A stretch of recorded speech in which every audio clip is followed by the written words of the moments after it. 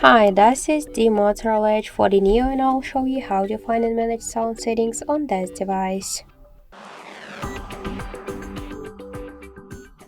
So open first the settings application and then tap to the sound and vibration. Here we could activate the turn off the don't disturb mode, to flip for DND, to pick up device to silence. We got here the volume sections of the media call, ring, notification and alarm volumes, and just to change them we should slide to the left or to the right side these dots on each of the volume panel.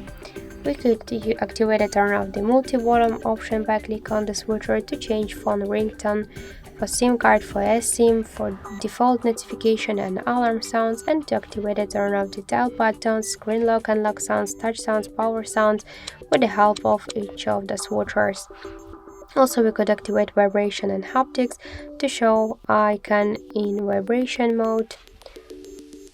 To activate and turn off the charge and sounds and vibration, to use the Dolby Atmos special sounds, and just to activate them or to turn it on also with the help of the switchers, to activate the turn of the crystal telltale, to show the media recommendations, and to pin media player.